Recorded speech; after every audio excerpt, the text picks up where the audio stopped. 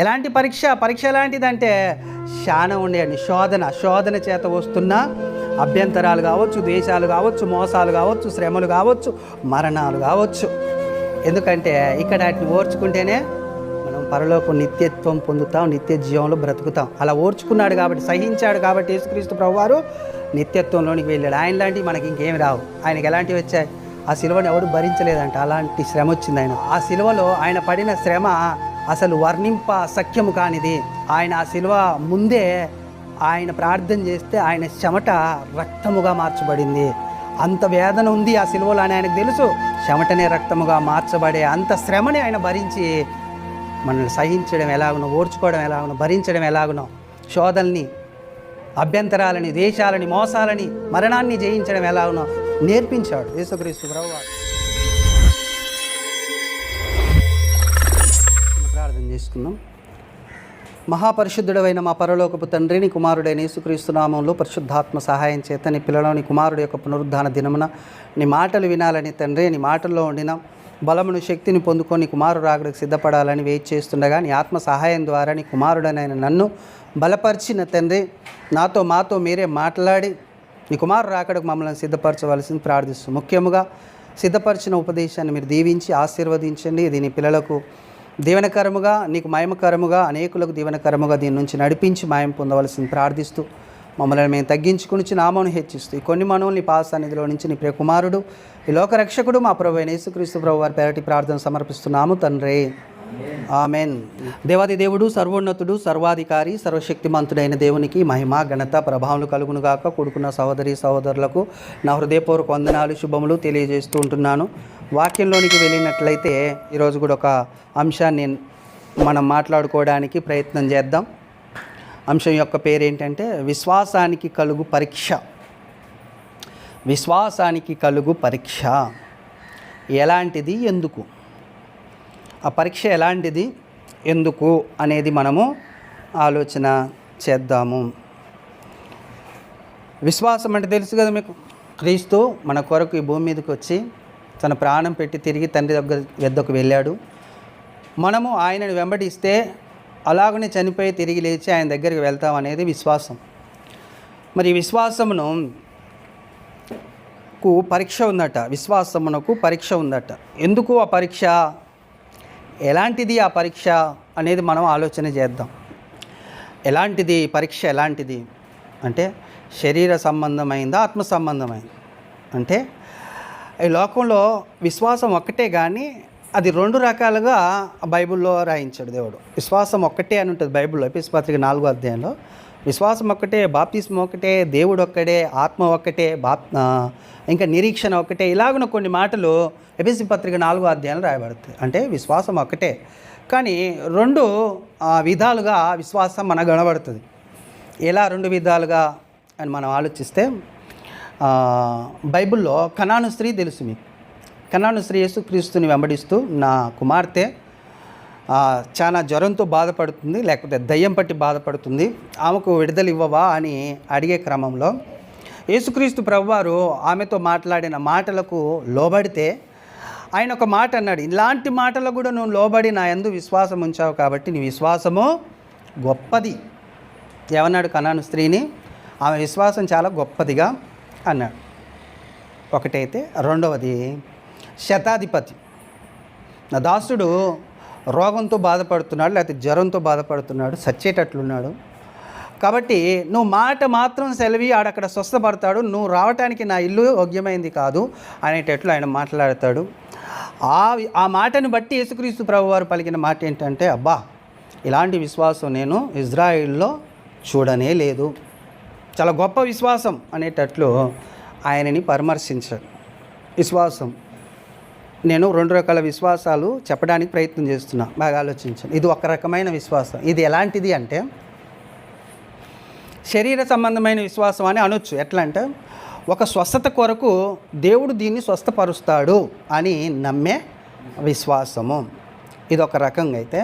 రెండో విశ్వాసం, అసలు విశ్వాసం అంటేనే అర్థం ఏంటి అయ్యా అని అడిగామంటే బైబిల్ని లేకపోతే దేవుణ్ణి, విశ్వాసం అంటేనే నిరీక్షింపబడు వాటి యొక్క నిజస్వరూపం. అంటే మనం నిరీక్షిస్తున్నది ఈ ఆరోగ్యం స్వస్థత కొరకు కాదు, ఈ శరీర స్వస్థత కొరకు కాదు. నిరీక్షిస్తున్నది పరలోకంలో ఉండిన క్రీస్తు దగ్గరికి వెళ్ళాలనే నిరీక్షణకు పేరేం పెడతావయ్యా? ఆ నిరీక్షణకు ఆధారం ఏంటయ్యా అంటే విశ్వాసము అని దేవుని వాక్యం సెలవిస్తుంది అన్నమాట. ఇది రెండో రకమైన విశ్వాసం. అర్థమవుతుందా? ఒకటేమో శరీర సంబంధమైన విషయాలలో విశ్వాసం ఉంది, మాకు నీ మాట స్వస్థపరుస్తుంది, నువ్వు మాట అంటే చాలు అనే ఆలోచనను కూడా విశ్వాసం అనే చెప్పాడు యేసుక్రీస్తు ప్రభువారు. దానికంటే ప్రాముఖ్యమైనది ఏంది? అసలు దేవుని ఉద్దేశంలో ఉండిన విశ్వాసం ఏంటి? దేవుడి సంకల్పంలో ఉండిన విశ్వాసం ఏంటంటే నిరీక్షింపబడు వాటి యొక్క నిజస్వరూపమే విశ్వాసం. అదృశ్యమైనవి ఉన్నవి అని నమ్మటమే విశ్వాసము. అంటే పరలోకం ఉంది, అక్కడ యేసుక్రీస్తు ప్రభువారు ఉన్నాడు, మనం అక్కడికి వెళ్ళాలి ఖచ్చితంగా అని భూమి మీద మనము గట్టి విశ్వాసాన్ని కలిగి లేకపోతే నమ్మిక కలిగి ఉండడమే విశ్వాసం. అర్థమైంది ఇప్పుడు? రెండు రకాల విశ్వాసాలు అంటే అయ్యేంటియో అని. ఇది శరీర సంబంధమైన విశ్వాసం ఒకటి, అది కూడా గొప్పదే అని చెప్పాడు. ఇలాంటి విశ్వాసం ఎక్కడ చూడలేదని చెప్పాడు. రెండో విశ్వాసం ఏంటయ్యా అని మనం దేవుణ్ణి అడిగితే ఆయన ఖచ్చితంగా చెప్తున్నాడు, నువ్వు నమ్మడం, నువ్వు పరలోకం వెళ్తావని, అక్కడ క్రీస్తున్నాడని నమ్మడం. ఆయన మన పాపంలో కొరకు మరణించాడు, మనం కూడా పాపాలు క్షమించబడి ఆయన దగ్గరికి వెళ్ళాడని నమ్మడమే విశ్వాసం. ఇప్పుడు మనకి ఇది ఆలోచన చేస్తే, అయితే ఈ రెండో విశ్వాసానికి పరీక్ష ఉంది. మొదటి విశ్వాసానికి పరీక్ష లేదా మరి అంటే దానికి కూడా ఉంది. కానీ ఈ మొదటిది ఏదైతే ఉందో అంటే శరీర సంబంధమైన విశ్వాసం ఏదైతే ఉందో యేసుక్రీస్తే స్వస్థపరచాలనేది ఏం లేదు. బాగా గుర్తుపెట్టుకోవాలి. లేదా దేవుడే స్వస్థపరచాలనేది ఏం లేదు. లోకంలో సమస్తము ఈ ఆరోగ్యం కొరకు దేవుడు పెట్టాడు ఈ భూమి మీద. ఏంటి? వైద్య రూపంలో, డాక్టర్ల రూపంలో, లేకపోతే చెట్ల రూపంలో నీ ఆరోగ్యాన్ని సెట్ చేసుకునే అవకాశము ఉంది. కాబట్టి ఈ మొదటి విశ్వాసం ఏమవుతుందో దాని మీద డిపెండ్ అవ్వడానికి పెద్దగా కారణం ఏమీ లేదు. అది చాలా గొప్ప విశ్వాసం అనుకోవడానికి కారణం ఏమీ ఇప్పుడు లేదు. ఈ కాలంలో అంత దినాల్లో ఇప్పుడు మనకు కావలసిన విశ్వాసం ఏంటి? ఆ విశ్వాసం ఎలా పరీక్షింపబడుతుంది అనేది మనకు చాలా ప్రాముఖ్యమైన విషయం. అయితే ఈ విశ్వాసాన్ని రెండో రకమైన విశ్వాసం ఏంటంటే పరలోకం మనం వెళ్ళాలి అనే విశ్వాసంలో పరీక్ష ఉంది. బైబిల్ చెప్తుంది, నేను కాదు, బైబిలే చెప్తుంది అనమాట. ఆ పరీక్షలో నిలబడిన వాడే ఎక్కడికి వెళ్తాడు? ఆ పరలోకం వెళ్ళగాడు. ఎలాంటి పరీక్ష ఆ పరీక్ష అనేది మనం ఆలోచించిన తర్వాత ఎందుకు అనేది కూడా ఆలోచన చేద్దాం కదా. ఎలాంటిది ఆ పరీక్ష అన్నప్పుడు మనకు వాక్యం సెలవిస్తుంది చూడండి. 1 పేతురు పత్రిక 1వ అధ్యాయం 7వ వచనం, నశించిపోవు సువర్ణము అగ్ని పరీక్ష వలన శుద్ధపరచబడుచున్నది గదా, దానికంటే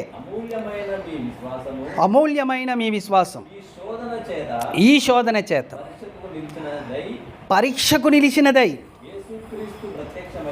యేసుక్రీస్తు ప్రత్యక్షమైనప్పుడు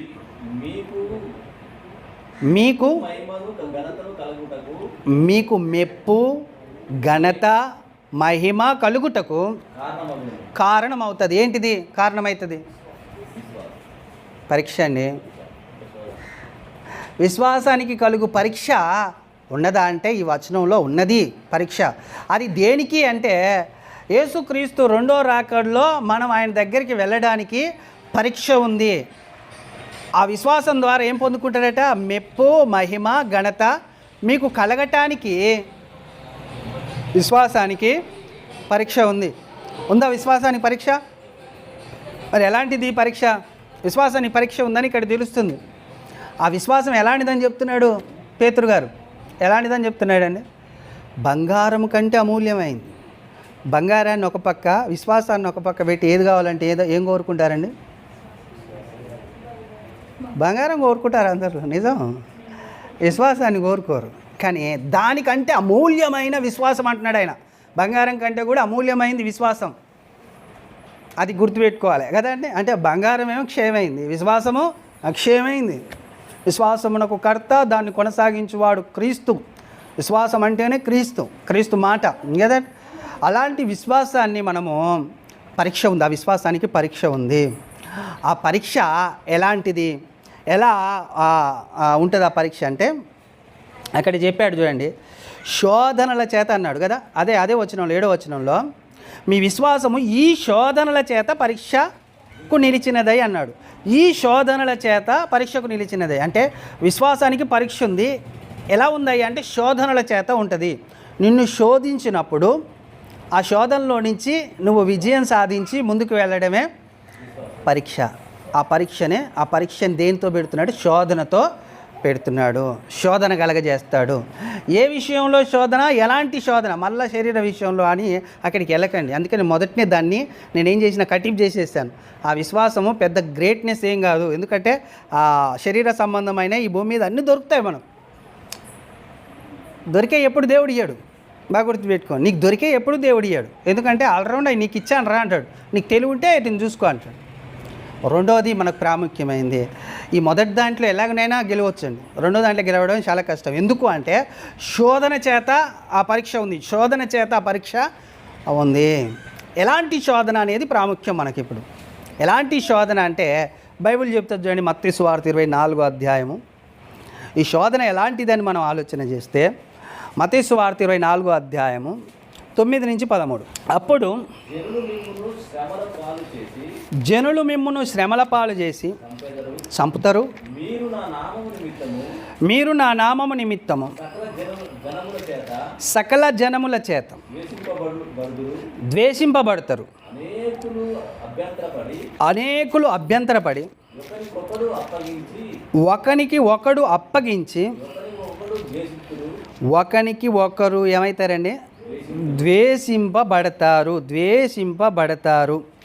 బాగా గ్రహించండి ఇక్కడ కొన్ని మాటలు ఏమున్నాయి ఈ వచనాలలో అంటే మొదట నీకు శోధన ఎలాంటిదయ్యా అంటే అభ్యంతరం కలుగుద్ది. ఏ విషయంలో? క్రీస్తుని నమ్మే విషయంలో, పరలోకం వెళ్ళే విషయంలో ఏం కలుగుతుంది నీకు? అభ్యంతరం. రెండోది ద్వేషాలు, నీ చుట్టూ ద్వేషాలు ఉంటాయి. మూడవది మోసాలు ఉంటాయి నీ చుట్టూ. నాలుగవది శ్రమలు ఉంటాయి నీ చుట్టూ. ఐదవది మరణం ఉంటుంది నీ చుట్టూ. అర్థమవుతుందండి? మామూలుగా పరలోకం పోలేరండి.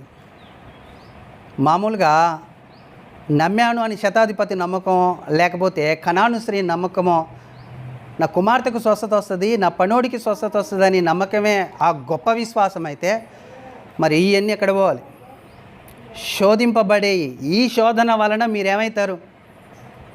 పరీక్షకు నిలిచిన వారై యేసుక్రీస్తు రెండో రాకడలో మెప్పుయో ఘనతయో మహిమయో మీకు కలుగుతుంది. యేసుక్రీస్తు రాకడలో నువ్వు మెప్పు ఘనత మహిమ పొందాలి అంటే శోధన అనే పరీక్ష ఉంది నీకు. శోధన అనే పరీక్ష ఉంది. ఏంటి ఆ శోధన అంటే అభ్యంతరాలు, ద్వేషాలు, మోసాలు, శ్రమలు, మరణాలు నీ చుట్టూ సంభవించుతున్నప్పుడు, నీ చుట్టూ కనబడుతున్నప్పుడు, నీ చుట్టూ తిరుగుతున్నప్పుడు, నీ వెంటే ఉంటున్నప్పుడు, బాగా గమనించాలి, నీ వెంటే ఉంటున్నప్పుడు నువ్వు ఎలాంటి విశ్వాసం కలిగి ఉన్నావు? నీ విశ్వాసము పరీక్షింపబడుతుంది. అది తక్కువైతుందా, కరెక్ట్గా నిలబడుతుందా? త్రాసులో వేస్తే, నీ విశ్వాసాన్ని త్రాసులో వేస్తే సరి సమానం తూగుతుందా, తరిగిపోయి తక్కువైతుందా? తరిగిపోయి తక్కువైతుందా? దేని చూసినప్పుడు అభ్యంతరం కలగజేస్తున్నారు, ద్వేషాలు కలుగుతున్నాయి, మోసాలు కనబడుతున్నాయి, శ్రమలు మనకు కలుగుతున్నాయి. అంతేకాదు మరణం మన చుట్టూ ఉన్నట్టే అనిపిస్తుంది.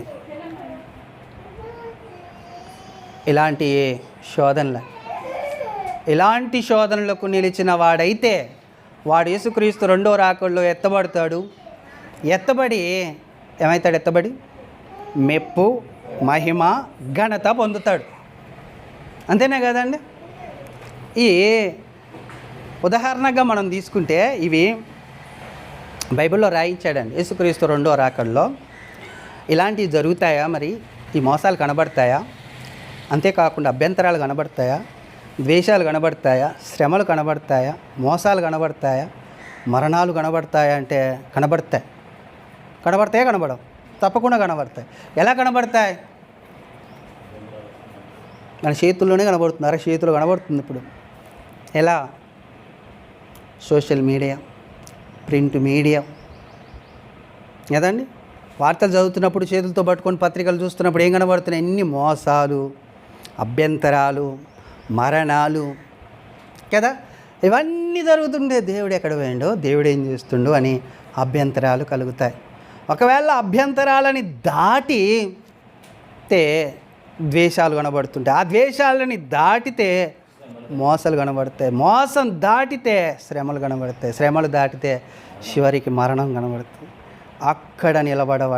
అక్కడ నిలబడగలిగేవాడే యేసుక్రీస్తు రెండో రాకడలో ఎత్తబడతాడు. ఇవన్నీ నా మాటలు ఏం కాదండి, ఇవన్నీ నా మాటలు ఏం కాదు. బైబిల్లో ఉండిన సత్యాన్ని, బైబిల్లో ఉండిన నిజాన్ని, బైబిల్లో ఉండిన వెలుగుతో దేవుడు నింపిన వాక్యాలనే మీకు నేను చెప్తున్నాను. ఆయన అన్నాడు, మంచిగా చదవండి, మరొకసారి చదవండి. అక్కడ 24వ అధ్యాయం 9 నుంచి నేను చదువుతున్నాను చూడండి, లేకపోతే నేను చదువుతాను, మంచిగా మీరు చూడండి. అప్పుడు జనులు మిమ్మును శ్రమల పాలు చేసి చంపుదురు. ఎప్పుడు? యేసుక్రీస్తు రెండో రాకడలో. అప్పుడు మిమ్ములని జనులు ఏం చేస్తారట? మిమ్మల్ని శ్రమల పాలు చేసి చంపుతారు. మీరు నా నామం నిమిత్తం సకల జనుల ఎదుట ద్వేషింపబడతారు. చంపడం కాడ అండర్లైన్ చేయండి, ద్వేషింపబడుట కాడ అండర్లైన్ చేయండి, అభ్యంతరపడి అన్నాడు, అభ్యంతరపడి కాడ అండర్లైన్ చేయండి. ఒకరినొకడు అప్పగించి ఒకరినొకడు ద్వేషించుడు అండర్లైన్ చేయండి. అనేకులైన అబద్ధ ప్రవక్తలు వచ్చి పలువురిని మోసపరుచుదురు. మోసం అన్న కాడ అండర్లైన్ చేయండి. అక్రమం విస్తరించడం చేత అనేకుల ప్రేమ చల్లారును. అంతము వరకు సహించువాడు ఎవడో వాడే రక్షింప. ఇది నేను చెప్తున్నట్టుందా? వాక్యంలో ఉన్నాయండి. ద్వేషింపబడాలు, మోసాలు కదా, శ్రమలు, అభ్యంతరాలు, మరణాలు ఎక్కడ? బైబిల్లో రాయించాడు. రెండో రాకడలో నేను వచ్చే సమయానికి ఇవన్నీ జరుగుతున్నాయా, జరగట్లేవా? నిన్న సోషల్ మీడియాలో ఒక క్లిప్ చూశానండి. ఒకళ్ళు క్లిప్ పెడతారు, నేను ఇంతవరకు అలాంటిది చదవాల్సి వచ్చింది, అలాంటిది చూడాల్సి వచ్చింది. కొడుకే తల్లిని అత్యాచారం చేయబోతే రోగల వంట తీసుకొని కొట్టి చంపేసింది తల్లి. అర్థమవుతుందా మీకు? అంటే తల్లి కొడుకుని నమ్మేటట్లేదు, కొడుకు తల్లిని నమ్మేటట్లు లేదు. ఇలాంటి భయంకరమైన పరిస్థితుల మధ్యలో మనం ఉన్నాం. అంటే అర్థమైంది ఇప్పుడు మనకు, ఆయన రాకడ అతి త్వరగా రాబోతుంది. అక్కడక్కడ భూకంపాలు జరుగుతాయి అన్న. ఎక్కడనో జపాన్లోలే అనుకునేసరికే ఎక్కడికి వచ్చింది అది? నేపాల్ దగ్గరికి వచ్చింది. నేపాల్ అంటే మన దేశానికి కొంచెం దూరమే ఉంటుంది. నేపాల్లో వచ్చింది, మన కాడికి రాలేదనేసరికి నిన్నేమని వచ్చినాయి తెలుసా? హైదరాబాదులో, వరంగల్లో సూచనలు కనబడుతున్నాయి, భూకంప సూచనలు అని క్లిప్పులు లైవ్ పెట్టి మాట్లాడుతున్నారు. నిన్న పాకిస్తాన్లో భూకంపం. ఇలాంటివన్నీ ఎందుకు జరుగుతున్నాయి? ఇక సోషల్ మీడియాలో అయితే ఒకరిని చంపితే ఇంకొకటి చంపుకోడు. నల్గొండలో ప్రింటింగ్ ప్రెస్లోనికి వెళ్ళి నిన్న జరిగిన సంఘటన, కత్తి తీసుకొని పొడి చంపిండు.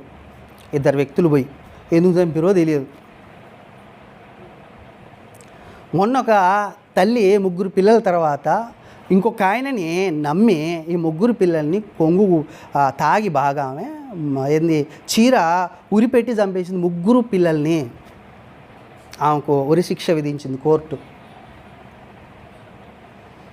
ఆలోచించండి, యేసుక్రీస్తు రాకడ ఉంది అని అనడానికి సూచనలు ఇవి కాదా? యేసుక్రీస్తు రాకడ అతి త్వరగా మన ముందుకు రాబోతుంది అనడానికి సూచనలు ఇవి కాదా? ఆయన చెప్పాడు, భూకంపాలు వస్తాయి, అక్కడక్కడ మనుషుల మీదకి మనుషులు లేస్తారు, యుద్ధాలు జరుగుతుంటాయి. జరగట్లే? గాజా ఇజ్రాయేల్కు స్టార్ట్ అయ్యి ఇప్పుడు 2 ఏళ్ళు అవుతుంది అతను దగ్గర యుద్ధం జరుగుతూనే ఉంది. ఇలాంటివన్నీ మనకు కనబడుతున్నప్పుడు మనం ఏం కావాలని చూశాడు దేవుడు? సిట్రైట్ కావాలని చూశాడు. అంతేనే కదండి? అలాగున సిట్రైట్ అవుతారో కాదో అని యేసుక్రీస్తు ప్రభువారు ఇక్కడ ఉండగానే కొన్ని ఉదాహరణలు కూడా చెప్పాడండి. ఉదాహరణలు అంటే ఏదో కల్పితమైన కథలు చెప్పలేదు. ఇలాంటివి జరిగినప్పుడు మీరు ఎలాగ ఉండాలో ఇక 2-3 నేను చూపెడతాను, కొంతమంది భక్తుల్ని మీకు చూపెడతాను. ఒకవేళ ఉండని వాళ్ళు ఎలాగ ఉంటారో కూడా ఇలా ఉంటారు వాళ్ళు అనేటట్లు నేను చూపెడతానని యేసుక్రీస్తు ప్రభువారు తన శిష్యులతో మాట్లాడుతున్న మాటల్లో మనకు ఆయన కృపలో చూయించాడని చదువుతున్నప్పుడు అర్థమవుతుంది మనం ఎలా ఉండాలి, మరి మనుషులు ఎలా ఉంటారు ఆ దినాలలో అంటే ఆయన అన్నిటిని చెప్పి ఇక్కడి నుంచి వెళ్ళిపోయాడు కదా. అర్థమవుతుందండి? శ్రమలు వస్తాయి, మోసాలు జరుగుతుంటాయి, మరణాలు కనబడుతుంటాయి. కనబడ్డదా? ప్రవీణ్ పగడాల మరణం. ఇంకా 188 మంది లిస్టులో ఉన్నారు పాస్టర్లు. ఇప్పుడు ఏమొస్తాయి మనకు? అభ్యంతరం వస్తుంది. అమ్మ దేవుని నమ్ముకుంటే సస్తరా అంటే ఎందుకు మరి నమ్ముకునేది? అనే అభ్యంతరాలు. కానీ దీన్ని ఏమంటున్నాడు ఆయన అంటే పరీక్ష. ఈ శోధనల చేత మీరు పరీక్షింపబడతారు, మీకు ఆయన రెండో రాకడలో మెప్పియు ఘనతయు మహిమయు కలుగుటానికే ఈ శోధనలు వస్తున్నాయి అనేది మీరు గుర్తుపెట్టుకోవాలి, మీరు గ్రహించాలి అనేది బైబిల్ చెప్తుందన్నమాట. బైబిల్ చెప్తున్న సత్యం అర్థమవుతుందా? అయితే ఎలాగున్న ఉంటాయి ఆ దినాలు అనడానికి కూడా యేసుక్రీస్తు ప్రభువారు కొన్ని విషయాలను మనకు చెప్పాడు. చూద్దాం. లూకాసు సువార్త.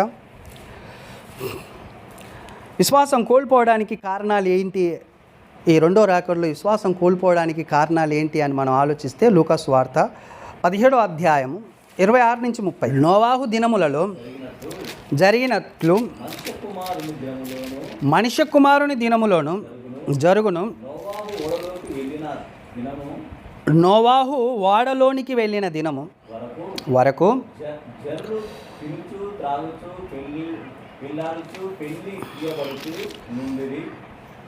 నోవాహు ఓడలోనికి వెళ్ళిన దినము వరకు, బాగా గుర్తుపెట్టుకోండి ఈ మాట. నోవాహు ఓడలోనికి వెళ్ళు దినము వరకు ఆయన పని స్టార్ట్ చేసి ఆ ఓడలోనికి వెళ్ళే దినం వరకు ఎంత టైం పట్టింది తెలుసా మీకు? ఎంత టైం పట్టింది తెలుసా? 100 సంవత్సరాలు. 100 సంవత్సరాలు వాళ్ళకు ఒక్కసారైనా నమ్మాలనిపించలేదు. చూడండి, ఒక్కసారైనా నమ్మాలనిపించలేదు. బాగా గుర్తుపెట్టుకోండి ఈ విషయం. ఒక్కసారన్న వాళ్ళు, అరే వీడు 100 సంవత్సరాల నుంచి కష్టపడుతున్నాడు ఈ వాడని కట్టుకుంటూ, ఈ 100 సంవత్సరాలు కష్టపడుతున్నాడు, ఎందుకు కష్టపడుతున్నాడు ఆలోచన కూడా వారికి రాలే. ఆ ఆలోచనని స్టాప్ చేసింది, ఆ ఆలోచనని చంపేసింది ఏందో తెలుసా? అక్కడనే ఉంది చూడండి, ఏం చంపేసిందట?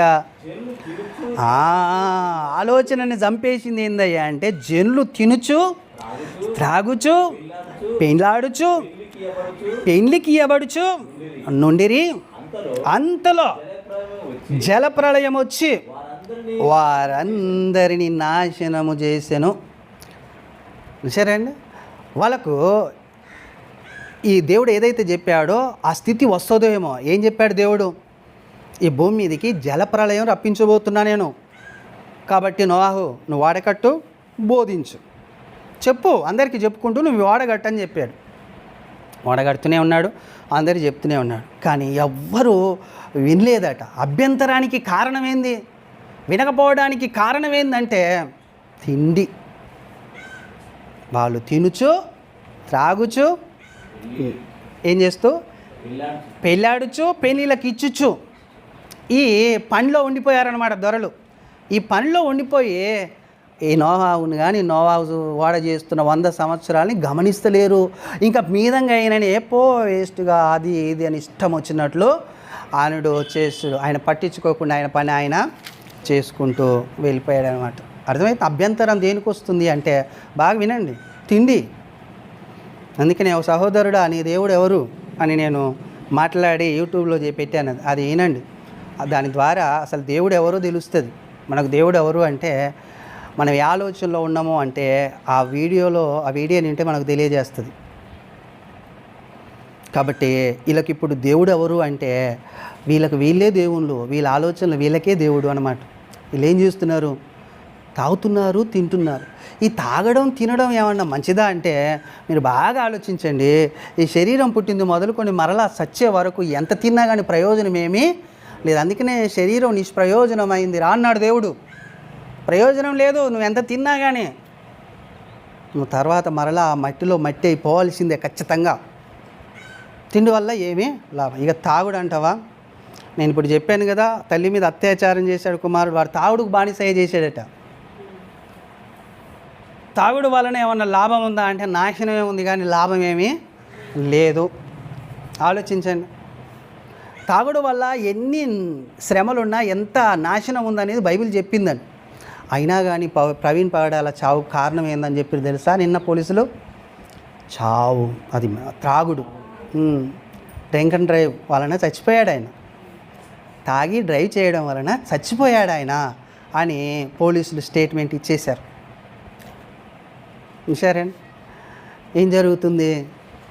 తాగడం ద్వారా ఇన్ని ఉన్నాయని ఆయన బైబిల్ ఒక్కటే చదవలేదు తెలుసా? ఖురాన్ చదివిండు, భగవద్గీత చదివిండు, ఇంకా అనేకమైన భాషల్లో ఉండిన ఇంగ్లీషు, కొన్ని భాషల్లో ఉండిన అన్నిటిని చదివిన ఆయన తాగుతాడండి? ఏది నమ్మకంగా ఉందా? మీరు బాగా ఆలోచించండి. నిజంగా దేవుని నమ్ముకున్న వ్యక్తులకు ఇలాగనే జరుగుద్ది. ఎలా జరుగుద్ది? అన్యాయం జరుగుద్ది. నిజంగా దేవుని నమ్ముకున్న వ్యక్తులు మీరు చూడండి, అన్యాయం అది అని అంటున్నారు. అది న్యాయం కాదు, అన్యాయం అంటున్నారు. యేసుక్రీస్తు ప్రభువారు గురించి యెషయా ప్రవక్త ప్రవచిస్తున్నప్పుడు, యెషయా గ్రంథం 53:8 ఉంటుందండి ఆ మాట. ఆయన అన్యాయము నొందినవాడై కొనిపోబడెను.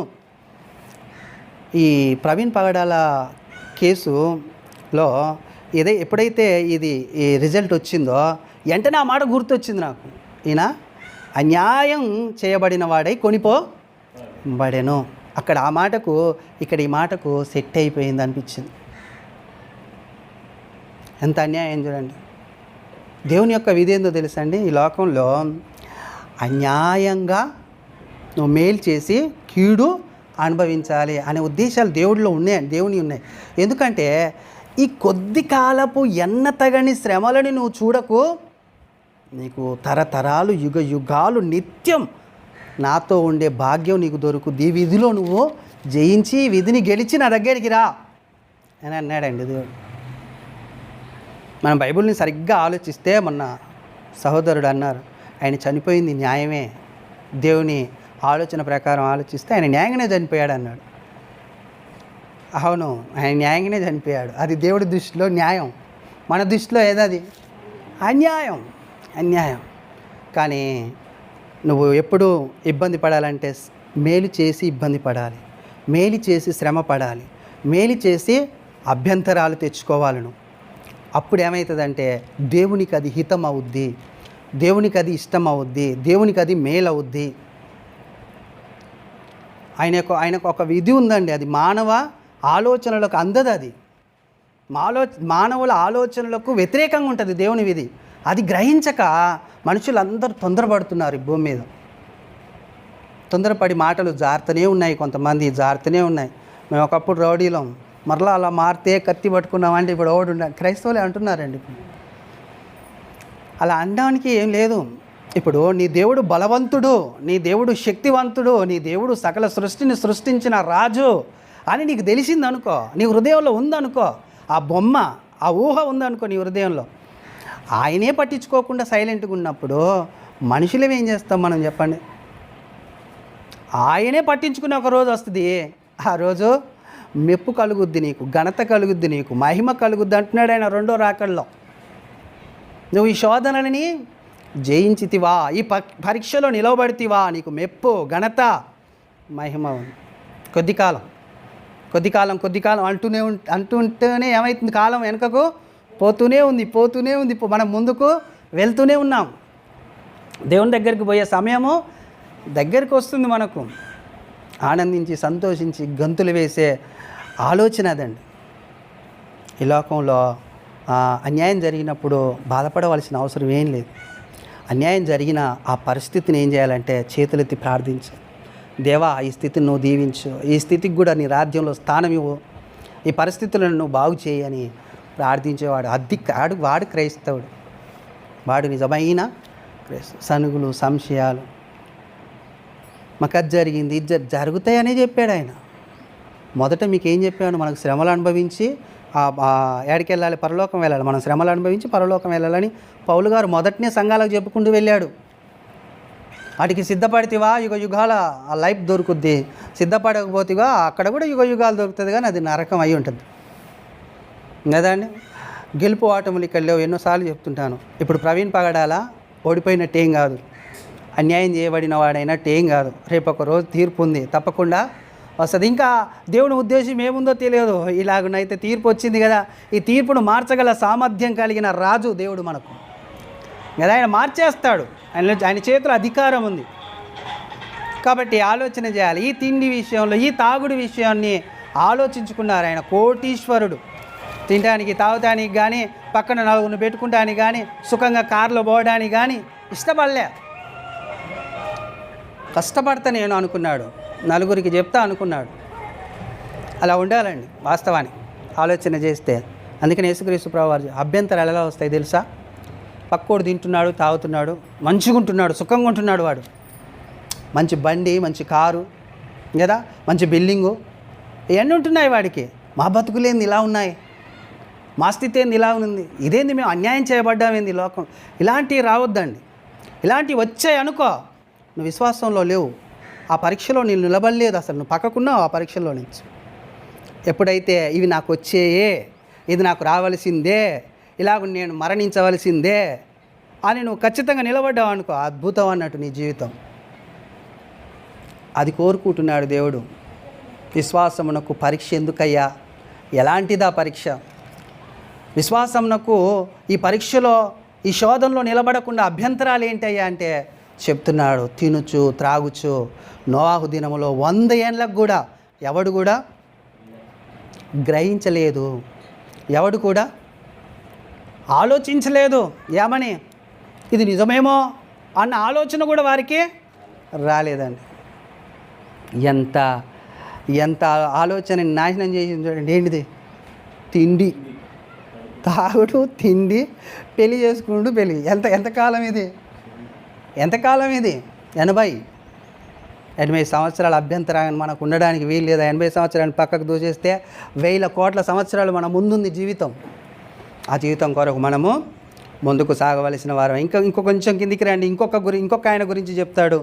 ఇంకొక ఆయన ఎవరు? నోవాహు కాకుండా ఇంకొక ఆయన ఉన్నాడు చూడండి అక్కడనే. లోతు దినములలో జరిగినట్టును జరుగును జనులు తినుచు త్రాగుచు. ఇక్కడ ఇంకోటి ఉంది చూడండి. అక్కడనేమో ఇది లేదు, కొనుచు అమ్ముచు అనేది లేదు. ఇక్కడ ఏం జరుగుతుంది? కొనుచు అమ్ముచు, నారు నాటుచు, ఇండ్లు కట్టుచు ఉండిరి. ఏం చేస్తున్నారు లోతు దినములలో? ఇవన్నీ చేస్తుంటే ఏం రాబోతుంది? ఆ పట్టణం మీదకి అగ్ని గంధకాలు రాబోతున్నాయండి. అలాంటిది ఆలోచన లేదు. మనం దేవునికి ఏమైనా తప్పు చేస్తున్నామా, ఏమైనా పొరపాటు చేస్తున్నామా? మనలో సృష్టించిన సృష్టికర్త ఒక ఆయన ఉన్నాడు, ఆయనని మనం కరెక్ట్గా ఆరాధించాలి కదా, లేకపోతే ఏదైనా ప్రమాదం వస్తే మనల్ని ఎవరు కాపాడుతారు? ఈ ఆలోచన లేదు. లేకుంటే ఏం చేస్తున్నారు? వాళ్ళు ఇష్టం వచ్చినట్లు బ్రతుకుతున్నారు. ఆ పరిస్థితుల్లో లోతున్నాడు. లోతు ఏం ఆలోచిస్తున్నాడు? వీళ్ళు ఇట్లున్నారేంది, వీళ్ళు ఇట్లా బతుకుతుర్రేంది, వీళ్ళు ఇట్లా జీవిస్తుర్రేందని తన హృదయాన్ని అంటే తన మనస్సుని నొప్పించుకుంటున్నాడు ప్రతిరోజు. ఎక్కడ? దేవుని కాడ మోకాళ్ళు వేసి, తండ్రి ఈ జనాలు ఇట్టున్నారేంటి ప్రభువా, నువ్వు సృష్టించింది ఎందుకు మమ్మల్ని? నిన్ను ఆరాధిస్తూ మంచి కార్యాలు చేస్తూ కదా, ప్రేమలో పాలు పొందుతూ సత్క్రియలు చేస్తూ మేము ముందుకు వెళ్ళాలి కదా, ఈ ప్రజలేంది ప్రభువా ఇలా ఉన్నారు అని తన నీతి గల మనస్సుని నొప్పించుకుంటున్నాడట ప్రతిదినం. అక్కడ నోవాహు ఏమో దేవుని పనిలో లీనమైపోయాడు 100 ఏండ్లు. ఈయన కొన్ని సంవత్సరాలు అయినా కానీ ఈ కొన్ని సంవత్సరాలలో వాళ్ళని చూస్తున్నప్పుడు చాలా బాధపడి మొరపెడుతున్నాడు దేవుని దగ్గర, నొప్పించుకుంటున్నాడు, తన మనసును నొప్పించుకుంటున్నాడు. ఇంకొంచెం కిందికి చదవండి ఏం జరిగిందో. లోతు సొదొమ విడిచిపోయిన దినమున ఆకాశము నుండి అగ్ని గంధకములు కురిసి వారందరినీ నాశనం చేసింది. జలప్రలయం వచ్చేమో అక్కడ నశించిపోయారు, అగ్నిగంధకాలు కురిసేమో ఇక్కడ నశించిపోయారు. బాగా ఆలోచించండి. వీటి ద్వారా ఏమైనా వాళ్ళకు లాభం కలిగిందా? వీటి ద్వారా వాళ్ళకి ఏమైనా మెప్పు కలిగిందా? వీటి ద్వారా వాళ్ళకి ఏమైనా ఘనత కలిగిందా? వీటిని విసర్జిస్తే ఉందంటున్నాడు యేసుక్రీస్తు ప్రభువారు. ఇదిగో నేను రాన్న రాకుల్లో మీకు మెప్పు, ఘనత, మహిమ మీకు కలుగుద్ది. ఏ విషయంలో? మీకు అభ్యంతరాలు వస్తాయి, శోధనలు వస్తాయి, శ్రమలు వస్తాయి, మోసాలు జరుగుతుంటాయి. అంతేకాదు చావుల వార్త కూడా వినబడుతుంటుంది. మీకు భయపడొద్దు, టెన్షన్ పడొద్దు, కలవరపడొద్దు, ఇబ్బంది పడొద్దు. నిలిచి ఉన్నవాడు, ఈ శోధనలకు నిలిచి ఉన్నవాడు నాతో పాటు పరలోకము వస్తాడు అని దేవుని వాక్యం సెలవిస్తుంది. వస్తున్నాయా? రెండో విశ్వాసం నేను చెప్తున్నా. ఈ రెండో విశ్వాసానికి అంటే పరలోక విషయంలో ఉండిన ఈ విశ్వాసానికి ఏముంది? పరీక్ష ఉంది. ఎలాంటిదంటే శోధనలతో కూడిన పరీక్ష. వస్తున్నాయా మరి ఇలాంటి శోధనలు? మనకు అభ్యంతరాలు కలుగుతున్నాయి. ఒకసారి మనం కూడా మనం ఆలోచించుకోవాలండి. మనకు ఏమన్నా అభ్యంతరాలు కలుగుతున్నాయా దేవుని దగ్గరికి వెళ్ళడానికి, దేవునితో ఉండడానికి, దేవుడి కొరకు బ్రతకడానికి, దేవుడి కొరకు జీవించడానికి ఏమైనా అభ్యంతరం దాన్ని తీసేసుకోవాలండి. వెంటనే లేకపోతే యేసుక్రీస్తు రాకడలో మీకు మెప్పు, ఘనత, మహిమ కోల్పోతారు.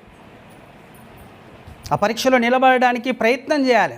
ఈ రెండు పట్టణాలని, లేకపోతే ఈ ఇద్దరి దినాలని, నోవాహు దినాలు, లోతు దినాలని దేవుడు మనకు దృష్టాంతరములుగా ఉంచాడు.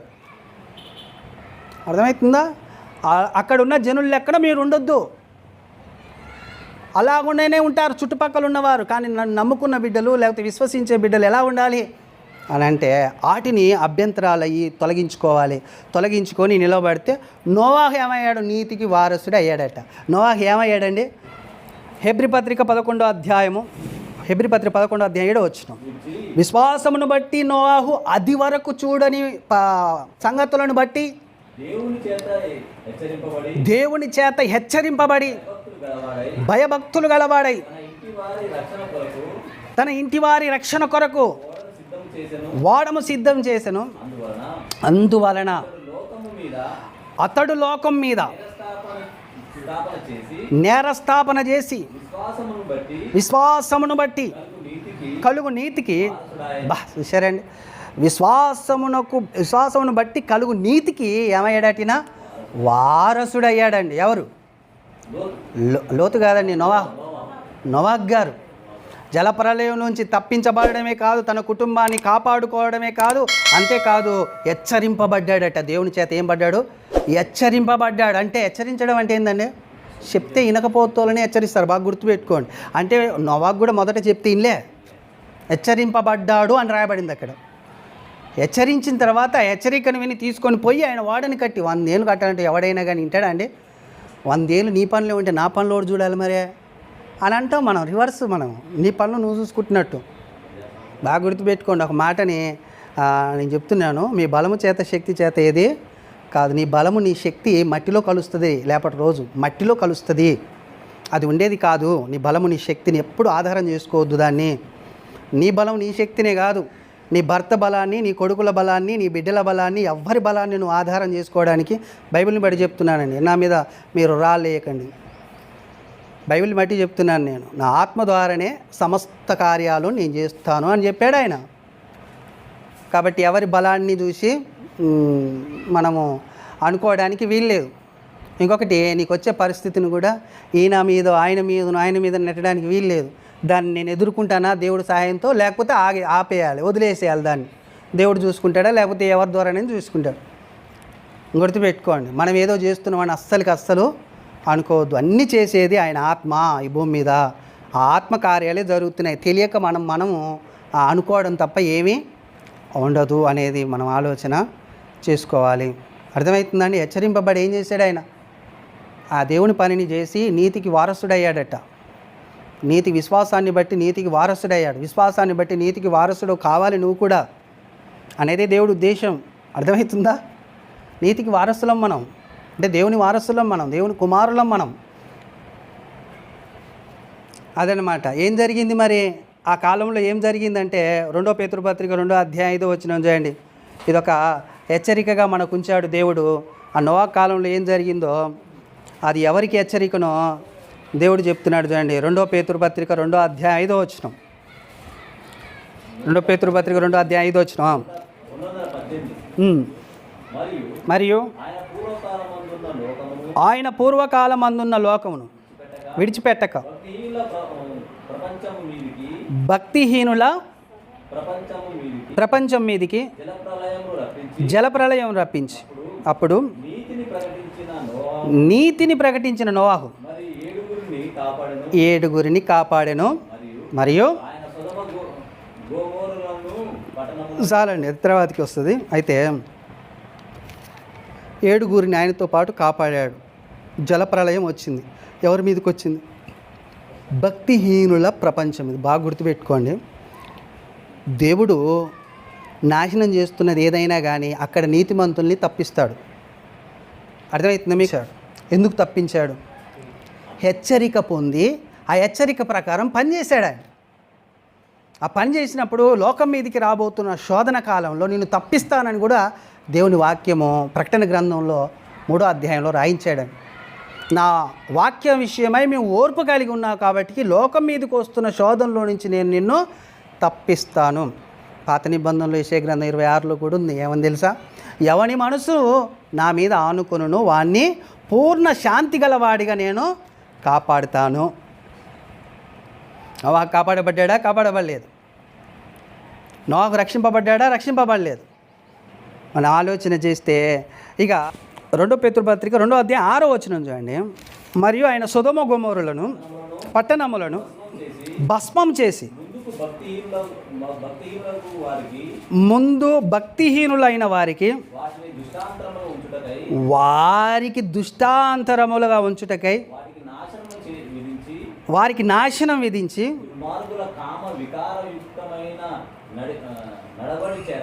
దుర్మార్గమైన కామ వికారయుక్తమైన నడవడిక చేత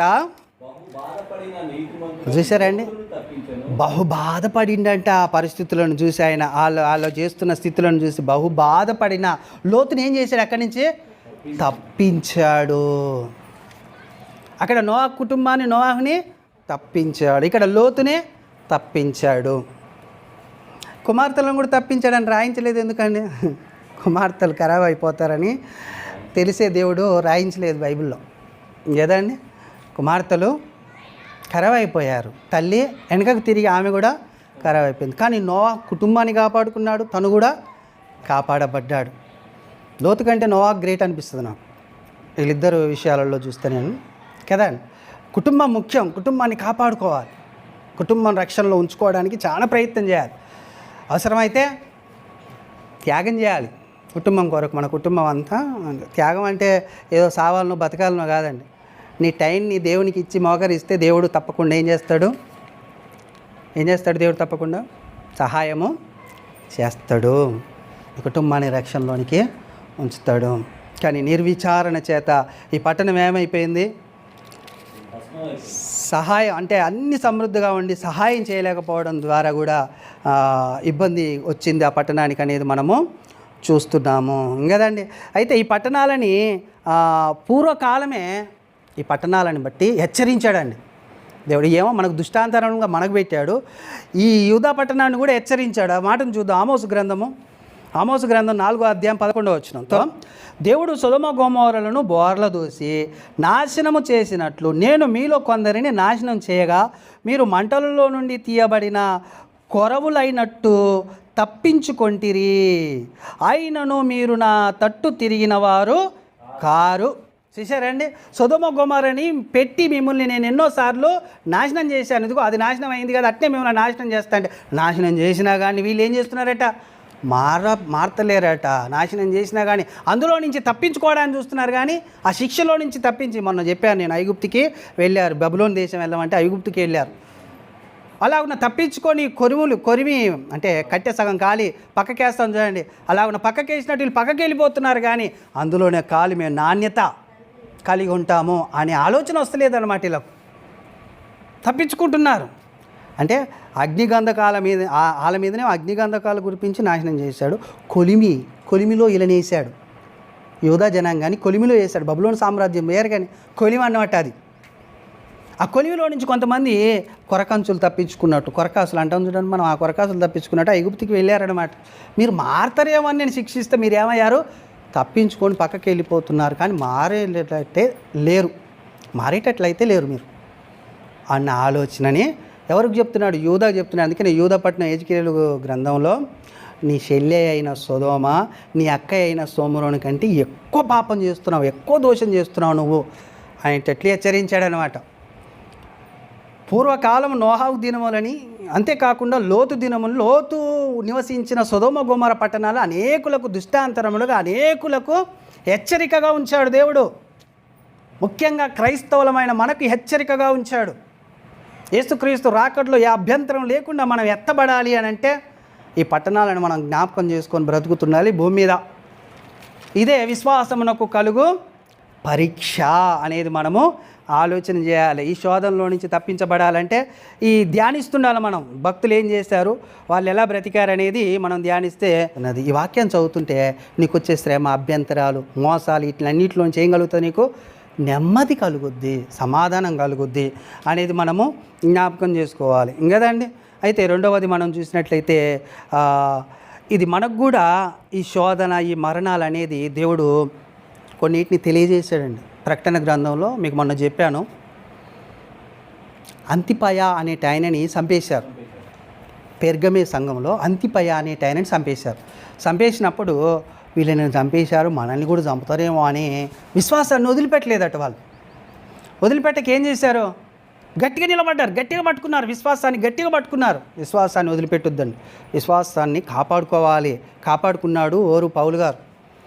అయితే ఎప్పుడు జారిపోద్ది విశ్వాసం మనలో నుంచి అంటే, ఏదైనా మరణం విన్నప్పుడు, మన చుట్టుపక్కల ఏదైనా మరణం గురించి వినబడినప్పుడు మనకు అభ్యంతరం వస్తుంది. కానీ అది గట్టిగా పట్టుకున్నందుకు దాన్ని గణపరుస్తూ రాశాడండి మాటలు. చూద్దాం మనం ప్రకటన గ్రంథము ఆ సంఘం గురించి ఒక మాట మనం ధ్యానించుకొని ముందుకు వెళ్దాం. ప్రకటన గ్రంథం 2వ అధ్యాయం 12-13 వచనాలు చూడండి. ప్రశంసిస్తున్నాడు ఆ సంఘాన్ని. పెర్గమాలో ఉండిన సంఘపు దూతకు ఇలాగున రాయము, వాడి అయిన 2 అంచుల ఖడ్గము గలవాడు చెప్పు సంగతులు ఏమనగా, సాతాను సింహాసనమున్న స్థలములో నీవు కాపురం ఉన్నావని నేను ఎరుగుదును, మరియు సాతాను కాపురమున్న ఆ స్థలములో నా యందు విశ్వాసి అయ్యున్నా ఉండి నన్ను గూర్చి సాక్షి అయిన అంతిపయ అనేవాడు మీ మధ్యలో చంపబడిన దినములలో, అక్కడ అండర్లైన్ చేయండి, నీవు నా నామమును గట్టిగా చేపట్టి నా యందలి విశ్వాసం విసర్జింపలేదని నేను ఎరుగుదును అంటున్నాడు. చూసారండి, ఆ సంఘం గురించి యేసుక్రీస్తు ప్రభువారు మాట్లాడుతూ, ఇదిగో పెర్గమే సంఘమా శభాష్ అంటున్నాడు. పెర్గమే సంఘమా నేను ప్రశంసిస్తున్నాను అంటున్నాడు. ఎందుకయ్యా అంటే, అంతిపయాన్ని చంపినా నీ సంఘంలో, ఒక విశ్వాసి చచ్చిపోయినా నీ సంఘంలో, నువ్వు మాత్రము నా విశ్వాసాన్ని విసర్జించలేదు, విశ్వాసాన్ని వదిలిపెట్టలేదు, విశ్వాసాన్ని పట్టుకొనే నడిచావు. అంటే మరణం పక్కమటే ఉన్నా కానీ ఆ సంఘం ఏం చేసింది? యేసుక్రీస్తుని వెంబడిస్తూనే ఉన్నదన్నమాట. అర్థమవుతుందా? అభ్యంతరాలు ఉండినా కానీ తప్పించుకోవాలి అభ్యంతరాలని. మరణాలు వినబడుతున్నప్పటికీ ఏం కావాలి? విశ్వాసాన్ని మాత్రం మనం కోల్పోకుండా దాన్ని గట్టిగా మనము పట్టుకొనవలసిన వారమై ఉన్నాము కదండి. అయితే ఈ విశ్వాసాన్ని మనము కాపాడుకోవాలంటే ఏం చేయాలి? ఈ విశ్వాసాన్ని మనం కాపాడుకోవాలంటే ఏం చేయాలి కదండి?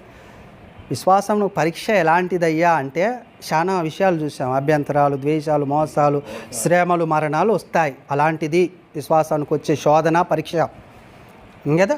అయితే దాంట్లో నుంచి జయించడానికి నోవాహు దినములని, లోతు దినములని మన ముందు దేవుడు పెట్టాడు. అంతేకాకుండా ఒక సంఘాన్ని కూడా పెట్టాడు మన ముందు. అయితే ఇప్పుడు మనం కాపాడుకోవాలంటే ఏం చేయాలి? ఇప్పుడు ఆ విశ్వాసాన్ని మనం చేజార్చుకోకుండా గట్టిగా పట్టుకొని ముందుకు వెళ్ళాలంటే ఏం చేయాలి అంటే బైబిల్ చెప్తుందండి, నేను చెప్పుడు కాదు. చూద్దాం, ఆ మాటను చూద్దాం. హెబ్రీ పత్రిక 10వ అధ్యాయం 23వ వచనం. వాగ్దానం చేసినవాడు, సరే అండి, ఎవరు? దేవుడు. మనకు వాగ్దానం చేసింది ఎవరు? దేవుడు అండి. దేవుడు ఎలాంటి వాడు? నమ్మదగినవాడు. అంటే అబద్ధం ఆడనేరని వాడు అని ఉంటుంది. అబద్ధం అస్సలు ఆడాడు ఆయన.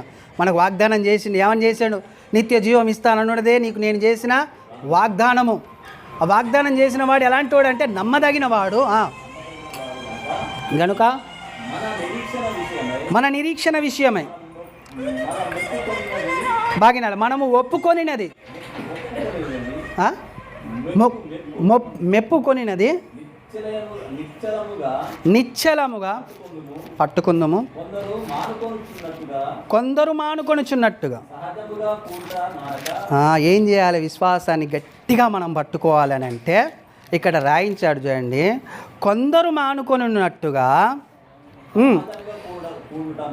సమాజముగా కూడుట మానక బాగినండి ఒకరిని ఒకరి హెచ్చరించుచు ఆ దినము, ఏ దినము?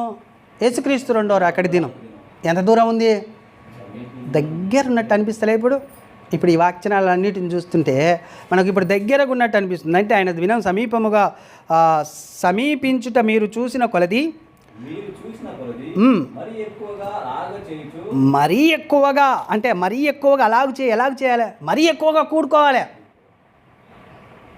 మరీ ఎక్కువగా అంటే ఇప్పుడు నేను రోజు సాయంత్రం 7:30కు రండి కూడుకుందాం అంటున్నా కదా, ఉదయం కూడా కూడుకోవాలి, మధ్యాహ్నం కూడా కూడుకోవాలి. మరీ ఎక్కువ అంటే అది నేను చెప్పట్లేదండి, మీరు రాకండి రండి, నాదేం పోవట్లేదు. చెప్పేదైతే నేను చెప్తున్నాను, మీ ఇష్టం అది. రేపు రెండో రాకటి ఉంది, ఆడు చెప్పిండా చెప్పలేదంటే ఆ స్క్రీన్ మీద కనబడుతుంది, నేను చెప్పింది పెద్ద 70 mm స్క్రీన్ మీద కనబడుతుంది. ఆడు రోజు కూడుకుందాం రండి అని మీ అందరు రాకుందికి వచ్చి మోకరించేవాడు, మీరైనా రాలేదు కాబట్టి మీకు ఇచ్చే ఇదిగో బహుమానం అని మీ చేతిలో బహుమానం పెడతాడు. దాన్ని బట్టి ఆయనకు తెలుసు, అది నాకు తెలియదు ఏ బహుమానం పెడతాడు. అయితే మరీ ఎక్కువగా కూడుకోమంటున్నాడు ఆయన. కూడుకోమంటలేడా అనే దానికి ఇప్పుడు ఆ విశ్వాసాన్ని మనం కాపాడుకోవాలంటే ఈ లోతు దినాలు, నోవాహు దినాలు మనకు ఎలా తెలుస్తాయి? ధ్యానిస్తుంటే తెలుస్తాయి. ధ్యానించాలంటే మనం ఏం చేయాలి? కూడుకోవాలి కదా. కూడుకోకుంటే ఎలా తెలుస్తాయి? ఒక్క మాట, తండ్రి నీ చేతులకు నా ఆత్మను అప్పగించుచున్నాననే మాట కనీసం వారం రోజులు ధ్యానించాం. వారం రోజులు ఆ ఒక్క మాటని. దాంట్లో ఎంత సబ్జెక్ట్ ఉందో అవి మనం ధ్యానిస్తుంటే కానీ అవి తెలియదు. ధ్యానిస్తుంటే, బోధిస్తుంటే, ఉపదేశిస్తుంటే అంటే నేనేం చేయనండి, అది దేవుడు నాలోనికి వచ్చి మాట్లాడిస్తాడు. మీ యొక్క పరలోక భవిష్యత్తు కొరకు కొన్ని మాటల్ని తెలియజేస్తాడు. అప్పుడు ఆ మాటని పట్టుకొని ఈ లోకంలో మీరు నడవాలి. రోజుకు 3 పూటలు తింటాం కదండి, ఒక పూటనే తినాలి. మీకు ఒకటి తెలుసా? నిజమైన ఆహారం నేనే అన్నాడు ఆయన. వాక్యం నిజమైన ఆహారం. మీరు తినే ఆహారం అబద్ధం. నేను చెప్పట్లే, బైబిల్ చెప్తుంది. నేను చెప్తున్నాను, మళ్ళీ నా మీద రాలేకండి. మీరు తినే ఆహారం, మీ కష్టపడే ఆహారం నిజమైంది కాదు. ఇదిగో ఈ మందిరంలోకి వచ్చి ధ్యానించే ఆహారమే నిజమైన ఆహారం. ఇది మీకు నిత్య జీవం ఇస్తుంది, ఆహారం ఇయ్యదు. అయినా దాన్ని 3 పూటలు తింటున్నాం, దీన్ని ఒక పూట కూడా తినలేకపోతున్నాం అనేది ఒకసారి జ్ఞాపకం చేసుకోండి. ఎందుకంటే ఎక్కువ మాట్లాడుతూనేమో కోపాలు వస్తున్నాయి, ఇబ్బంది పడుతున్నారు. తక్కువ మాట్లాడుతూనేమో అసలు అడ్రస్ లేకుండా పోతున్నారు. ఏం చేయాలో అర్థం కాక మోహరిస్తూ ఉన్నాను నేను. అర్థమవుతుందండి? మిమ్మల్ని పరలోకం తీసుకువెళ్ళాలనే ఒక్క ఆలోచన తప్ప మీ మీద ఏదో పగ సాధించాలి, మిమ్మల్ని నేను తీసుకొచ్చి మందిరంలో పడేసి ముద్రించాలి, లేకపోతే బేడాలేసి ఇక్కడే ఉండేటట్టు నాకు అస్సలు అవసరం లేదండి. మీ సమయాన్ని 1 గంట ఇస్తే ఈ సంఘానికి మీరు గౌరవం ఇచ్చినట్టు, లేకపోతే ఈ సంఘాన్ని మీరు అవమానించినట్టు, విసర్జించినట్లు. నన్ను ఆ సంఘం నాది కూడా కాదు, ఎవరిది? క్రీస్తుది సంఘం. అర్థమవుతుందండి? దీన్ని గౌరవించిన వాడిని దేవుడు ఏం చేస్తాడు? గణపరుస్తాడు, మహిమపరుస్తాడు. మరి గణపరచుకుంటే ఏం చేస్తాడు? అది మీ ఆలోచనలకి నేను వదిలేస్తున్నాను అంటున్నాడు. చూడండి నా ఏమంటున్నాడు, కొంచెం కిందికి చదవండి అట్నే. ఇంకేం చేయాలన్నట? కూడుకొనుచు, మరీ ఎక్కువగా కూడుకొనుచు ప్రేమ చూపాలన్నట, సత్కార్యం చేయుటకు ఒకరినొకరు పురికొల్పుకొని ఆలోచించాలి. మనం ఇక్కడ కూడుకొని ఏం చేయాలి? సత్కార్యం చేద్దాం. రేపు సెమినార్ చేద్దాం, వచ్చే వారం కాక ఆపోయి వచ్చే వారం. సత్కార్యం అదే అండి, దానికి మించిన కార్యం ఇంకోటి లేదు. నేను చెప్తున్నాను, ఇంతకుముందు కూడా చెప్పాను. సత్కార్యం ఏంటిదయ్యా అంటే స్వార్థను అందించడం, వాక్యం తెలియజేయడం. ఆ సత్కార్యం గురించి ఆలోచించుకోవాలి మీరు ఒక్కడో కూర్చొని. ప్రేమ చూపాలి. ఆ సత్కార్యం ద్వారా ఏం చేయాలి? ప్రేమ చూపాలి. ఆ ప్రేమే దేవుడై ఉన్నాడు. మనం చూయించే ప్రేమ, వాళ్ళకి పెట్టే భోజనాలు, ఈ జీవాహారం పెడుతున్నాం కదా వాళ్ళకు, ఆ పెట్టే విషయంలో దేవుని ప్రేమని మనలో నుంచి కనపరిస్తే నీలో దేవుడు ఉన్నాడు, లేకపోతే నీలో దేవుడు లేడు అని అంటున్నట్ట నేను అంటున్నానండి. ప్రేమ చూపాలి, సత్కార్యములు చేయాలి, మరీ ఎక్కువగా కూడుకొని. ఇప్పుడు ఈ విషయంలో మీకేమొస్తాయి తెలుసా? ఇలా చేస్తున్న విషయంలో ఏమొస్తాయి? మరలా అభ్యంతరాలు వస్తాయి, మరలా ఇబ్బంది వస్తుంది, మనసుకు నచ్చదు.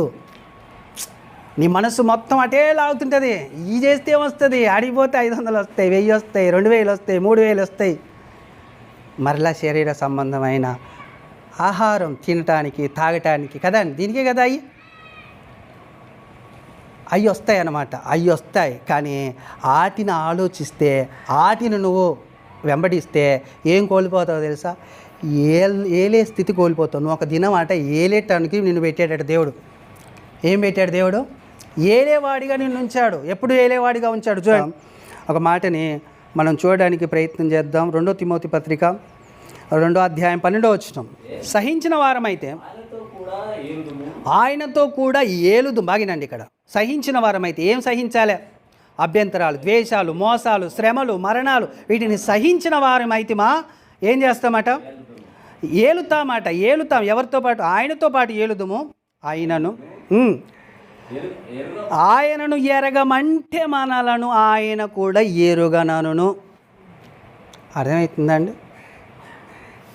ఆయన ఎప్పుడు ఎరుగుదాం అంటున్నట్టు మనం ముందు 10వ అధ్యాయంలో ఎబ్రీ పత్రికలో చదివేందుకు ప్రతిరోజు ఆయనని ఎరిగిన వాళ్ళం మనము. ప్రతిరోజు ఆయనని చూస్తున్నాం, ప్రతిరోజు ఆయనతో మాట్లాడుతున్నాం, ప్రతిరోజు ఆయన మనతో మాట్లాడుతున్నాం. ఈ బంధం మనలో లేదనుకో ఆయనని ఎరగనట్లు మనం. ఈ ఎరగకపోవడం ద్వారా ఏమంటున్నాడంటే నేను కూడా మిమ్మల్ని నేను ఎరగను అంటాడు. ఏలుబడి అటు పెట్టు, అసలు ఎరగకపోతే ప్రమాదం ఉంది కదా. ఆయనతో ఏలుబడి చేసేది పక్కకు పెట్టు, అది గొప్ప విషయం. కానీ ఎరగనంటే ఆయన మనల్ని ఇంత బతికి ఇంటిని కదా వచ్చినాడు కాదండి. సామెత ఉంది కదా సామెత. కాబట్టి ఎరగనొద్దు, ఆయనని మనం ఎరగాలి ఫస్ట్. ఆయన్ని మనం ఎరిగితే ఆయన ఏమంటాడు, నా సంఘానికి నా రాజ్యంలో కూడుకున్నారు ఇల్లు, ప్రతిరోజు నా రాజ్యంలో సహించారు ఇల్లు, భరించారు ఇల్లు, వస్తున్న పనులను పక్కకు పెట్టేసి ఉరికొచ్చారు, నా రాజ్యంలో కూడుకున్నారని నన్ను ఎరిగారు వాళ్ళు, నేను కూడా వాళ్ళని ఎరుగుతాను. రాజ్యంతో పాటు నాతో పాటు కూర్చొని సింహాసనమును వీళ్ళు ఏళ్తామా నిజంగా ఎన్నాడంటే మత్తయి సువార్త చివరిగా మత్తయి సువార్త 19వ అధ్యాయం 28-29 చూడండి. మత్తయి సువార్త 19వ అధ్యాయం 28-29. యేసు వారితో అంటే శిష్యులతో ఇట్లా అన్నాడు, పునరుద్ధానమందు మనుష్య కుమారుడు తన మహిమ గల సింహాసనం మీద ఆసీనుడై ఉండునప్పుడు నన్ను వెంబడించిన మీరును చూడండి, ఇక 12 సింహాసనముల మీద ఆసీనులై ఇజ్రాయేల్ 12 గోత్రముల వారిని మీరు తీర్పు తీర్చుదురు. అంటే అర్థమైందండి, ఏలుబడి చేస్తారు మీరు. అరే నువ్వు తప్పు చేసావురా, నువ్వు కరెక్ట్ చేసావురా, నువ్వు విశ్వాసంలో నిలబడలేకపోయావురా, నేను శోధనలో పడిపోయావురా, నువ్వు అభ్యంతరాల్లో పడిపోయావు, నువ్వు మోసాల్లో ఆడు మోసం చేస్తున్నాడు, నేను కూడా ఆయన మోసం చేస్తాను ఎదురు మోసం చేసావురా, ఆడు నన్ను తిడుతున్నాడు, నేను కూడా ఆయన తిడతాను ఎదురు తిట్టావురా, నువ్వు సహించలేదు, భరించలేదు, ఓర్చుకోలేదురా, కాబట్టి నువ్వు ఏలుబడి లేదంటాడు. ఒకవేళ ఉంటే ఏలుబడిలో ఉంటాడు. లేకపోతే ఈ తీర్పు ఎవరు తీరుస్తారట? యేసుక్రీస్తు ప్రభువారని శిష్యులు తీరుస్తారట. 12 గోత్రముల మీద మీ 12 ఏమవుతారు? కూర్చుంటారు. ఇజ్రాయేల్ ప్రజలందరికీ తీర్పు తీరుస్తారు మీరే. అర్థమైందండి? ఏలుబడి చేస్తాం ఆయనతో మనం. యేసుక్రీస్తు ఏలుబడి చేస్తున్నా అంటే యేసుక్రీస్తులో మనం అవయవాలం కదా, శరీరంలో మనం ఏలుబడి చేస్తున్నట్టు కాదు. అర్థమవుతుందా? మనం కూడా ఇప్పుడు తీర్పు తీరుస్తున్నాం, రాబోతున్న కాలంలో కూడా తీర్పు తీరుస్తాం. ఇప్పుడు ఎలా తీర్పు తీరుస్తున్నాం? స్వార్థ ద్వారా. అంతేనే కాదా? నువ్వు నా గురించి చెప్పండి, నమ్మినవాడు రక్షింపబడతాడు, నమ్మని వాడికి శిక్ష విధింప. చెప్తున్నామని చెప్తలేవు. ప్రతి నెల సెమినార్లో సైదులు బండి వేసుకొని నెట్టుకుంటూ అయ్యా మా చర్చిలో సెమినార్ ఉంది, రండి వాక్యం విందురు. ఇదేంటిది అనుకుంటున్నారు? తీర్పు తీరుస్తున్నారు మీరు, రాజ్యంలో తీర్పు తీరుస్తున్నారు మీరు. ఆడు వస్తే రక్షింపబడతాడు, రాకపోతే శిక్ష విధింపబడుతుంది. ఈ సత్యవాణి నేను చెప్పేది ఏదో నేను కావాలని చెప్తున్నాయి కాదు, వచనాలు ఉన్నాయి, రాయించాడు దేవుడు. ఈ లేఖనాలు సామాన్యమైన కాదు, మీకు చెప్పాను లేఖనాల్లో ఉండిన దేవుని శక్తి జరుగుద్ది. ఏలుబడి చేస్తాం అంటే ఏలుబడి తప్పకుండా జరుగుద్ది. ఆ మాటని మనం చక్కగా గుర్తుంచుకోవాలి. ఇప్పుడు ఇంకొక ప్రశ్న మిగిలిపోయింది మనకు. విశ్వాసంలో కలుగు పరీక్ష ఎలాంటిదంటే మనకు వచ్చేసింది. ఎందుకు ఈ పరీక్ష అనేది ఒక్కటి కదండి. వచనాలు నేను చూపెట్టను, మీకు సమాధానం చెప్తాను. ఎందుకు ఈ పరీక్ష అదంటే ఓర్పు కొరకు. మీకు చదివితేనే బాగుంటుంది నేను చెప్పిన దానికంటే. యాకోబు పత్రిక త్వరగా తీయండి. యాకోబు పత్రిక 1వ అధ్యాయం 2వ వచనం. నా సహోదరులారా, మీ విశ్వాసమునకు కలుగు పరీక్ష ఓర్పును పుట్టించునని ఎరిగి మీరు నానా విధములైన శోధనలో పడినప్పుడు అది మహానందమని. చూసారా అండి? మీకు కలుగుతున్న ఈ పరీక్ష ఏం కలగజేస్తానికట? ఈ శోధనలో ఓర్పు కలగజేస్తానికి. ఓర్పు ఎందుకయ్యా అంటే ఇప్పుడు చూడండి, లూకా సువార్త 21వ అధ్యాయము 19వ వచనం. ఎందుకు ఓర్పు అంటే ఈ పరీక్షనైతే ఓర్పు కొరకు. ఈ ఓర్పు ఎందుకు అంటే ఓర్పు ఎందుకు అని అంటే మీరు మీ ఓర్పు చేత చూశారండి, మీరు మీ ఓర్పు చేత ప్రాణములు దక్కించుకుంటారు. ఇప్పుడు మీకు అర్థం కావాల్సింది ఏంటంటే, పరీక్ష ఎందుకయ్యా అని అంటే ఓర్పు మీలో పుట్టడానికి. పరీక్ష ఎందుకు పెడుతున్నాడు? మీరు ఓర్చుకోవడానికి, సహించడానికి, భరించడానికి పరీక్ష. ఆ పరీక్ష ఎందుకయ్యా అంటే మీ ప్రాణాలని దక్కిస్తాయి, మీ ప్రాణాలని రక్షిస్తాయి. అర్థమవుతుందండి చెప్పింది? మనకి పరీక్ష ఎందుకు? విశ్వాసానికి పరీక్ష ఎందుకు? మన ప్రాణాలని, లాస్ట్కి చూడండి, మన ప్రాణాలని దక్కించుకోవడానికి. ఎలాంటి పరీక్ష? పరీక్ష ఎలాంటిదంటే శానం ఉండేయండి, శోధన చేత వస్తున్న అభ్యంతరాలు కావచ్చు, ద్వేషాలు కావచ్చు, మోసాలు కావచ్చు, శ్రమలు కావచ్చు, మరణాలు కావచ్చు. అంతేనే కదా? ఐఆమ్ రెడీ అనాలి. ఏమనాలి? I am ready. యు ఆర్ రెడీనా? యు ఆర్ రెడీనా? ఓకే అనాలండి. I am ready. ఎందుకంటే ఇక్కడ వాటిని ఓర్చుకుంటేనే మనం పరలోకం నిత్యత్వం పొందుతాం, నిత్య జీవంలో బ్రతుకుతాం. అలా ఓర్చుకున్నాడు కాబట్టి, సహించాడు కాబట్టి యేసుక్రీస్తు ప్రభువారు నిత్యత్వంలోనికి వెళ్ళాడు. ఆయన లాంటివి మనకి ఇంకేమి రావు. ఆయనకి ఎలాంటివి వచ్చాయి? ఆ సిలువను ఎవడు భరించలేదంట, అలాంటి శ్రమ వచ్చింది ఆయనకు. ఆ సిలువలో ఆయన పడిన శ్రమ అసలు వర్ణింప సఖ్యము కానిది. ఆయన ఆ సిలువ ముందే ఆయన ప్రార్థన చేస్తే ఆయన చెమట రక్తముగా మార్చబడింది.